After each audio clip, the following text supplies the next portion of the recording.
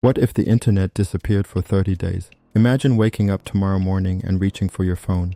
You tap the screen, no notifications, no messages, no weather update, no news, no videos, no email.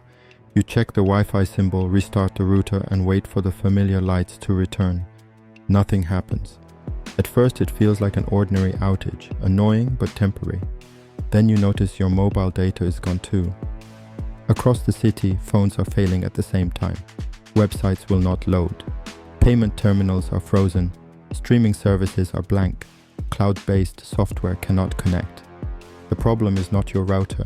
The internet has disappeared.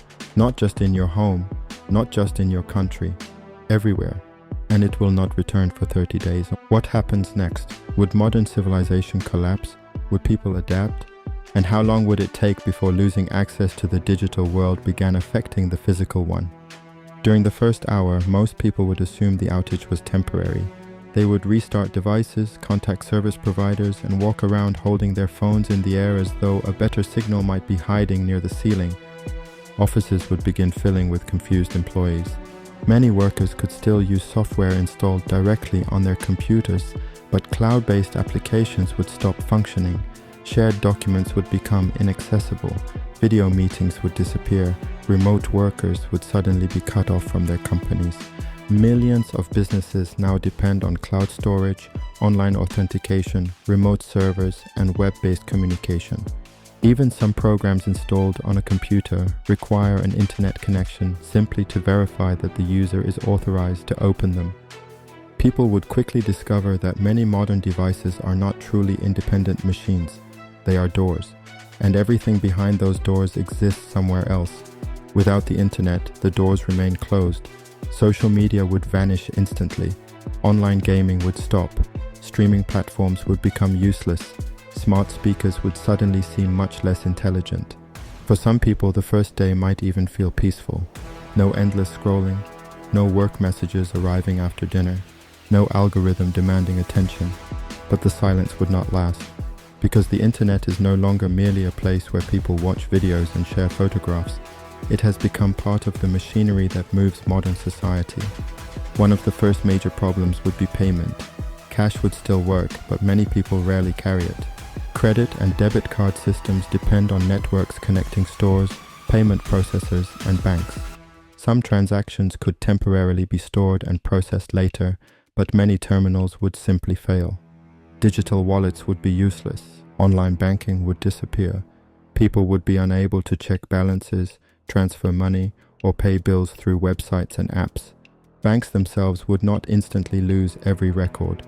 Their core systems often use private networks and internal infrastructure rather than the public internet alone. But communication between branches, customers, vendors, and outside institutions would become slower and more difficult. ATMs might continue working in some places, but others could become unavailable or quickly run out of cash. People would begin lining up at banks. Stores would place handwritten signs near their entrances. Cash only. Within days, cash would become much more valuable, not because the currency itself had changed, but because it would be one of the few payment methods everyone could understand and verify immediately. The strange thing is that enormous amounts of money would still exist. People just might not be able to reach it. The shelves would not become empty on the first day. Trucks would still exist. Warehouses would still contain food. Ships would still cross oceans. Farms would still produce crops. But modern supply chains depend on constant streams of information. Stores automatically report what has been sold. Warehouses receive digital orders. Delivery routes are calculated by software. Ports exchange shipping documents. Factories coordinate parts from multiple suppliers, sometimes across several countries. The internet does not physically move a box from one location to another. It tells everyone which box needs to move, where it needs to go, who is expecting it, and when it should arrive. Without that information, the physical system becomes uncertain. Companies would fall back on phone calls, radio, fax machines, printed records, and manual inventory counts. But telephone networks would become overloaded, and many modern phone systems themselves rely on internet-based technology. Large companies with private networks, satellite links, or older backup systems might adapt more quickly. Smaller businesses could struggle. Supermarkets would probably begin limiting purchases of essential products, not necessarily because the products had completely disappeared, but because stores would not know when the next shipment was coming. And once people saw limits being introduced, fear would do the rest. One person buying 20 packs of bottled water would encourage the next person to do the same. The internet outage would create a shortage of information. Panic could turn that into a shortage of goods. Hospitals would not simply shut down. Doctors would still know how to treat patients. Nurses would still care for them. Emergency rooms would still operate, but the work would become slower. Modern healthcare depends heavily on connected systems. Medical records may be stored remotely. Pharmacies use electronic prescriptions. Laboratories send results digitally. Insurance eligibility is checked online. Hospitals coordinate beds, staff, medications, and equipment through networked systems. Many facilities have backup procedures, local servers, emergency power, and paper forms. But a backup designed for several hours is very different from a backup needed for an entire month. Doctors might have incomplete information about patients arriving from other healthcare systems. Pharmacies could struggle to confirm prescriptions. Patients might not remember the exact names or doses of their medications. Public health agencies would have difficulty collecting and sharing information about outbreaks. Emergency dispatch systems would continue operating in many places, but communication would be less efficient. The most dangerous part would not be dramatic machines suddenly switching off. It would be thousands of small delays. A test result arriving late. A medication history that cannot be retrieved. A specialist who cannot access an image. A delivery of medical supplies sent to the wrong location. Modern healthcare is not held together by one system. It is held together by countless connections. Remove those connections, and every task becomes harder. Airplanes would not immediately fall from the sky. Pilots can fly without passengers having Wi-Fi, and aviation uses specialized communication and navigation systems beyond the public internet. But airlines depend on digital networks for scheduling, ticketing, crew assignments, maintenance records, weather information, baggage tracking, and passenger processing. Flights would be delayed or cancelled as airlines switched to manual procedures. Airports would fill with stranded passengers holding electronic tickets they could no longer retrieve. Rail systems and shipping companies would face similar challenges. Modern GPS technology would not disappear with the internet. Satellites would continue transmitting positioning signals. However, many map applications depend on internet access to download maps, traffic conditions, business information, and routes. People with maps saved offline could still navigate. Everyone else might discover that they had trusted their phones so completely that they no longer knew how to reach places they visited regularly. Delivery drivers would return to printed maps. Travel agencies might briefly become useful again. People would ask strangers for directions. For 30 days, navigation would become less precise, less personalized, and strangely more human. By the end of the first week, daily life would develop a different rhythm. Schools would rely on printed assignments and in-person instruction. Students without physical textbooks would face serious problems. Libraries would become crowded, not only because they contain books, but because librarians know how to find information without search engines. Newspapers and radio stations would regain importance. Television broadcasts could still function, although production and distribution would become more difficult. Local radio would become one of the fastest ways to share emergency information.